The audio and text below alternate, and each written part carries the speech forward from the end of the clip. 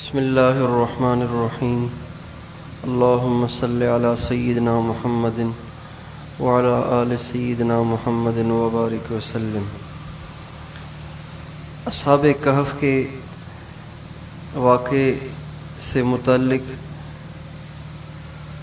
جو اصحاب کہف کے واقعے سے ہمیں باتیں سکھانا مقصود ہے، ان باتوں کا تذکرہ چل رہا ہے۔ اصحاب کہف کے واقعے سے بہت سی باتیں ہمیں بتانا اور ہمیں سمجھانا مقصود ہیں، جن میں سے ایک بات جس کا کل بھی تذکرہ ہوا تھا وہ یہ ہے کہ دین پر چلنے والے اور دین کی محنت کرنے والوں کے لیے یہ بات ضروری ہے کہ ان کی غذا حلال ہو اور حرام نہ ہو، مشتبہ نہ ہو۔ چنانچہ اصحاب کہف نے جب اپنے ایک ساتھی کو کھانا لینے کے لیے بھیجا تو اس کو اس کا پابند بنایا کہ بازار میں جو سب سے زیادہ پاکیزہ کھانا ہو، ایک نمبر پاکیزہ، ایک نمبر حلال کھانا ہو، وہ آپ نے لانا ہے۔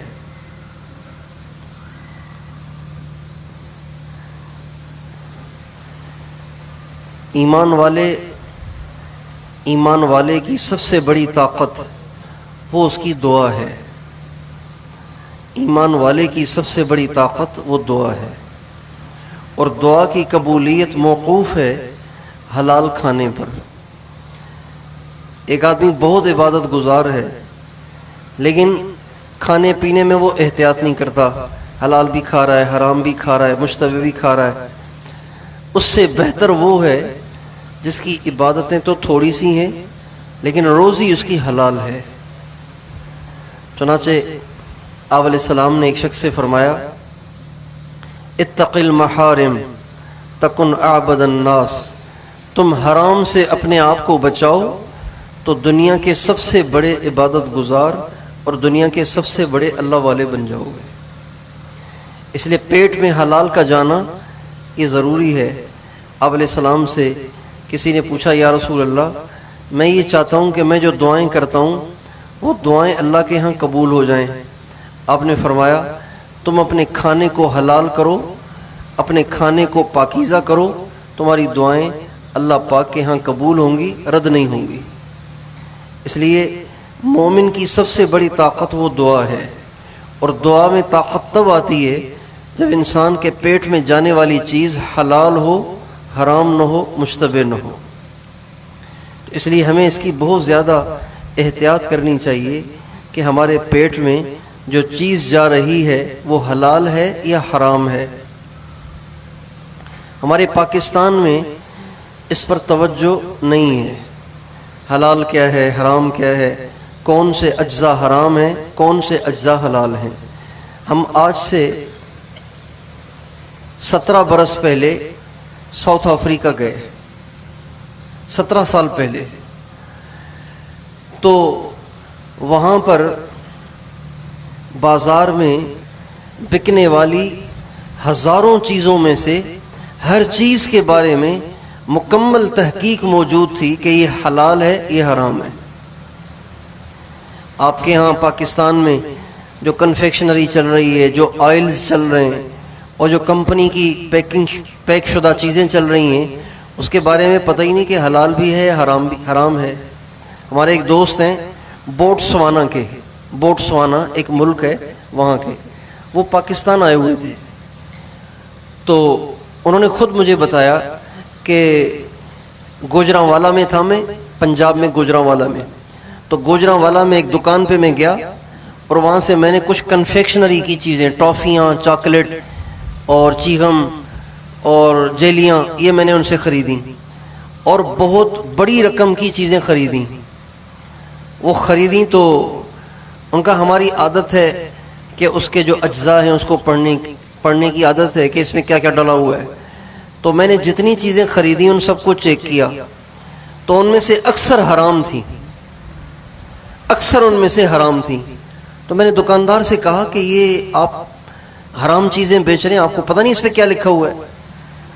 مجھے نہیں چاہیے۔ کہ جب میں نے اس کو واپس کرنا چاہی تو اس نے واپس بھی نہیں لی، مجھے پیسے واپس نہیں کیے اور چیز بھی واپس نہیں لی۔ میں نے اس کے سامنے وہ سینکڑوں روپیوں کی ٹافیاں اور چاکلیٹ گٹر میں ڈال دی، اس نے مجھے پیسے واپس نہیں کیے۔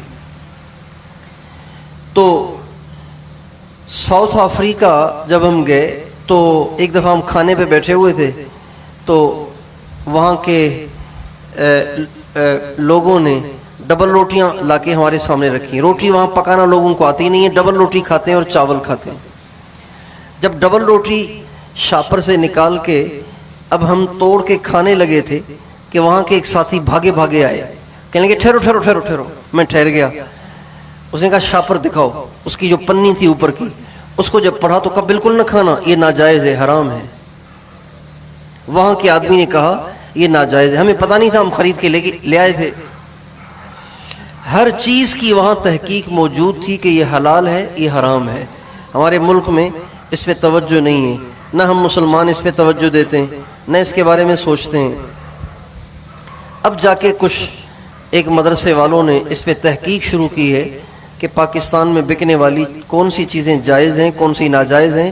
کچھ چیزوں کی تحقیق ہو گئی ہے، اس لیے بہت زیادہ اس میں احتیاط کرنی چاہیے۔ عام طور سے یہ جو ای کوڈز ہوتے ہیں نا، ای کوڈز، آپ کسی بھی کمپنی کی چیز کو اٹھائیں گے اس پہ کچھ کوڈ لکھے ہوتے ہیں، انگریزی میں کوڈ لکھے ہوتے ہیں، تو اس میں جو ای کوڈز ہیں اس میں بہت سے ای کوڈز حرام ہیں، بہت سے مشتبہ ہیں، کچھ ایسے ہیں جو جائز ہیں۔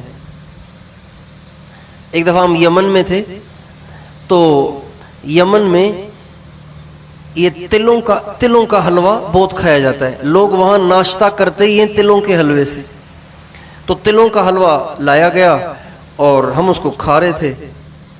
اللہ کی شان، ایک جگہ اس کی جو پیکنگ تھی وہ بھی ہمیں ملی، تو اس پیکنگ میں میں نے جب وہ اس کے کوڈز پڑھے تو اس میں حرام کوڈ لگا ہوا تھا، اور کتنے دن ہم کھاتے رہے ہمیں پتہ ہی نہیں چلا۔ تو اس لیے کھانا کھانے میں بہت زیادہ احتیاط ہونی چاہیے، اس لیے کہ جو آدمی کھانا کھانے میں، پانی پینے میں، یعنی پیٹ میں جائز چیز جا رہی ہے، ناجائز چیز جا رہی ہے، جو اس میں احتیاط کرتا ہے، اللہ تعالیٰ اس کی دعا میں ایسی تاثیر پیدا کر لیتا ہے کہ جب وہ کسی کے لیے ہاتھ اٹھاتا ہے اللہ تعالیٰ اس کے ہاتھوں کو خالی نہیں لوٹاتے۔ چنانچہ اصحاب کہف اپنے ساتھی سے کہہ رہے ہیں بھائی ایسا کھانا لانا جو سب سے زیادہ پاک اور سب سے زیادہ حلال ہو۔ اگلی بات جو ہمیں اس واقعے سے سمجھانا مقصود ہے وہ یہ ہے کہ جب اپنے ساتھی کو اصحاب کہف کھانا لینے کے لیے بھیجنے لگے تو ان سے کہا وَلْيَتَلَطَّفْ، جب تم بازار میں کھانا خریدنے جاؤ تو ان سے بتکلف نرمی میں گفتگو کرنا، نرم گفتگو اختیار کرنا، سختی سے بات نہ کرنا۔ جب ماحول مخالف ہو، آس پاس سارے رہنے والے دشمن ہوں اور آپ کو پسند نہ کرتے ہوں، آپ کو ترچھی اور الٹی سیدھی نگاہوں سے دیکھتے ہوں، تو وہاں پہ نرمی کا برتاؤ بڑا مشکل ہوتا ہے۔ اس لیے فرمانے لگے وَلْيَتَلَطَّفْ، بتکلف، تمہارا دل نہیں چاہے گا کہ ان مشرکوں سے نرمی سے بات کی جائے، لیکن تم بتکلف نرمی سے بات کرنا، اس لیے کہ جہاں آس پاس کا ماحول آپ کے مخالف نہ ہو وہاں گزارا کرنے کے لیے نرمی اختیار کرنا پڑتی ہے۔ جہاں آپ کا آس پاس کا ماحول مخالف ہو، اگر آپ وہاں سختی کریں گے تو پٹائی ہو جائے گی، لڑائی ہو جائے گی، اور وہاں رہنا مشکل ہو جائے گا، وہ لوگ وہاں سے نکال دیں گے، اتنا پریشان کریں گے کہ آپ سے رہا ہی نہیں جائے گا۔ اس لیے نرمی کا برتاؤ اور کلام میں نرمی اختیار کرنا۔ جن عورتوں کو گھروں میں ماحول موافق نہیں ہے، ساس پسند نہیں کرتی، نندیں پسند نہیں کرتی، سسر پسند نہیں کرتا، دیور پسند نہیں کرتے، سارے دشمن بنے ہوئے ہیں، وہاں اگر یہ بہو سختی دکھائے گی، اپنا روب جمانے کی کوشش کرے گی تو اس کا چلنا مشکل ہو جائے گا۔ یہی ماں اس کو طلاق دلوا دے گی، یہی ساس سسر اس کو طلاق دلوا دیں گے۔ جس ادارے میں کوئی ملازمت کر رہا ہے اور وہاں آس پاس کا ماحول اس کے موافق نہیں ہے تو وہاں بھی روب نہیں دکھانا چاہیے، بلکہ وہاں بھی حسن اخلاق کے ساتھ گزارا کرنا چاہیے، اپنا وقت گزارنا چاہیے۔ جہاں ماحول موافق نہ ہو، یہ قاعدہ کلیہ ہمیں سمجھایا گیا کہ جہاں تمہارا ماحول موافق نہ ہو وہاں نرمی سے گزارا کرو، سختی دکھاؤ گے تو چلنا مشکل ہو جائے گا۔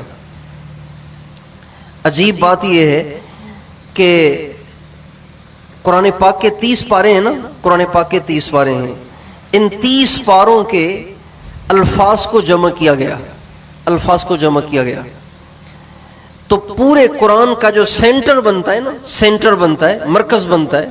جیسے مثلا 9 کی گنتی میں 9 کی گنتی میں 5واں نمبر سینٹر بنتا ہے، 4 ادھر 4 ادھر، 5واں بیچ میں ہے۔ جیسے 9 کی گنتی میں 5 سینٹر بنتا ہے نا، بالکل اسی طرح سے پورے قرآن کا سینٹر بنتا ہے وَلْيَتَلَطَّفْ۔ یہ جو لفظ ہے یہ پورے قرآن کا سینٹر بنتا ہے۔ اس سے پہلے جتنے الفاظ آتے ہیں اس کے بعد بھی اتنے ہی الفاظ ہیں، یہ بالکل قرآن کے بیچ میں۔ اس لیے آپ دیکھیں گے کہ پاکستان کے چھاپوں میں وَلْيَتَلَطَّفْ بڑا لکھا ہوتا ہے۔ اس کی وجہ یہی ہے کہ یہ قرآن کے بالکل سینٹر میں ہے، اور اس لفظ کو قرآن پاک کے سینٹر میں لانا اس بات کی طرف اشارہ ہے، یہ بات سمجھانا ہے کہ اسلام نرمی کا سبق دیتا ہے اور یہ قرآن نرمی کا سبق دیتا ہے۔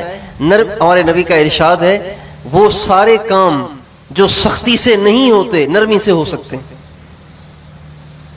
اور آپ علیہ السلام کا ارشاد ہے، اما عائشہ سے آپ نے فرمایا، عائشہ علیک بالرفق فإن اللہ یحب الرفق فی الامر کلہ، عائشہ نرمی کو لازم پکڑنا، اس لیے کہ نرمی اللہ کو بہت پسند ہے۔ اور آپ علیہ الصلوۃ والسلام کی نرمی ہی تھی جس نرمی نے آپ کے جانی دشمنوں کو آپ کا غلام بنا دیا، آپ کا دیوانہ بنا دیا۔ چنانچہ اللہ تعالیٰ قرآن پاک میں فرماتے ہیں فَبِمَا رَحْمَةٍ مِّنَ اللَّهِ لِنْتَ لَهُمْ، اے میرے نبی میری رحمت سے آپ نرم ہو گئے ہیں۔ وَلَوْ كُنْتَ فَظًّا غَلِيظَ الْقَلْبِ لَانفَضُّوا مِنْ حَوْلِكَ، اگر آپ سخت ہوتے، آپ کا لہجہ سخت ہوتا، آپ کے الفاظ سخت ہوتے، آپ کا رویہ سخت ہوتا، تو جو صحابہ آج آپ پہ جان چھڑک رہے ہیں یہ سارے آپ کو چھوڑ کے چلے جاتے۔ اس لیے گھروں میں نرمی کی کمی کی وجہ سے جھگڑے ہوتے ہیں، اداروں میں نرمی کی کمی کی وجہ سے جھگڑے ہوتے ہیں، مسجدوں میں نرمی کی کمی کی وجہ سے جھگڑے ہوتے ہیں، محلوں میں نرمی کی کمی کی وجہ سے جھگڑے ہوتے ہیں۔ نرمی ہو تو جھگڑا ہی نہیں۔ اس لیے قرآن پاک ہمیں نرمی کا سبق دیتا ہے، یہ واقعہ بھی ہمیں نرمی کا سبق دیتا ہے، اور سارے قرآن کے سینٹر میں نرمی کا حکم لانا یہ بھی اس بات کی طرف اشارہ ہے کہ نرمی ہونی چاہیے، نرمی ہونی چاہیے۔ آپ علیہ الصلوۃ والسلام کے سینکڑوں واقعات ہیں کہ جس میں آپ کی نرمی کا سبق ملتا ہے۔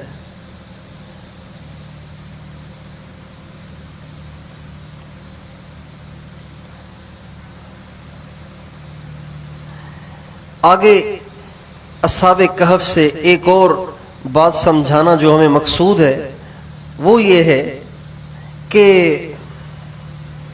انسان کو چاہیے کہ عقل مندی سے کام لے، سمجھداری سے کام لے، اور حکمت عملی سے زندگی گزارنے کی کوشش کرے، حکمت عملی کے ساتھ۔